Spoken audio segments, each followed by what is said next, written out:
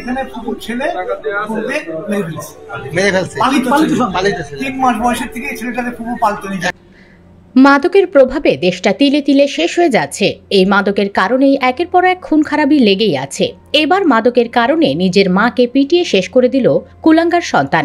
যশোর শহরে মনিহার এলাকায় মাদকাসক্ত ছেলের হাতে খুন হয়েছেন সুলতানা খালেদা সিদ্দিকা রুমি নামে এক নারী। নিহত খালেদা শহরের মনিহার ফলপট্টি এলাকার মৃত শেখ শাহজাহানের স্ত্রী।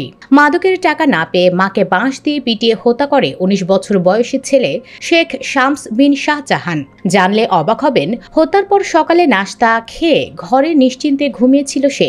এরপর পালানোর জন্য ব্যাগ গুছিয়ে রাখলেও পুলিশ তাকে আটক করতে সক্ষম হয়েছে। পুলিশ সূত্রে জানা যায়, মাদকাসক্ত পালিত পুত্র শামস তাকে বাঁশের লাঠি দিয়ে পিটিয়ে হত্যা করেছে।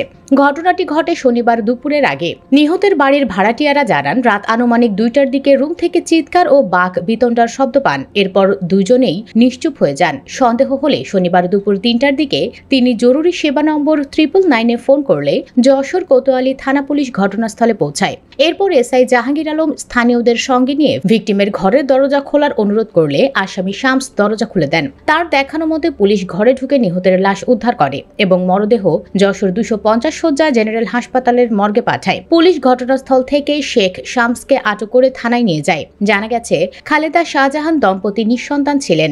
19 বছর আগে কুমিল্লা থেকে 3 মাস বয়সী শামসকে দত্তক নেন তারা। তবে গত 4 থেকে 5 বছর ধরে শামস মাদকাসক্ত হয়ে পড়ে এবং প্রায় মায়ের কাছে টাকা চাইত। টাকা না দিলে অকথ্য ভাষায় গালাগাল ও শারীরিকভাবে নির্যাতন করতে বলেও প্রতিবেশীরা জানিয়েছেন। যশোর কোতোয়ালি থানার ভারপ্রাপ্ত কর্মকর্তা আবুল হাসনাত গণমাধ্যমকে জানান, মাকে হত্যার পর শামস সকালে নাস্তা খেয়ে ঘরে ঘুমিয়ে পড়েছিল। তার ব্যাগ গোছানো ছিল, যা দেখে প্রাথমিকভাবে ধারণা করা হচ্ছে যে সে পালিয়ে যাওয়ার পরিকল্পনা করেছিল। প্রাথমিক জিজ্ঞাসাবাদে সে মাকে হত্যার কথা স্বীকার করেছে বলে জানিয়েছে পুলিশ। মরদেহ উদ্ধার করে ময়না তদন্তের জন্য যশোর জেনারেল হাসপাতালের মর্গে পাঠানো হয়েছে।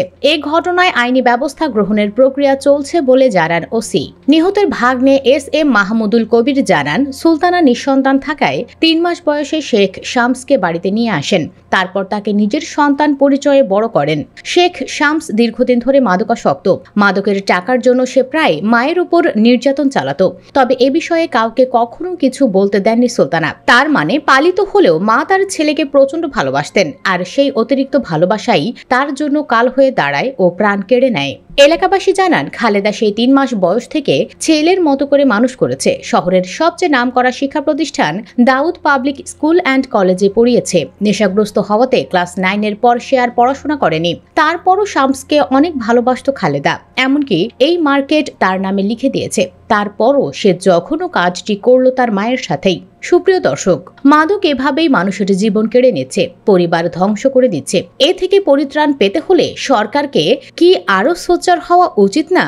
কমেন্টে জানিয়ে দিন আপনার যে কোনো মতামত, আর অবশ্যই ভিডিওটি বেশি বেশি শেয়ার করে চারিদিকে ছড়িয়ে দিন।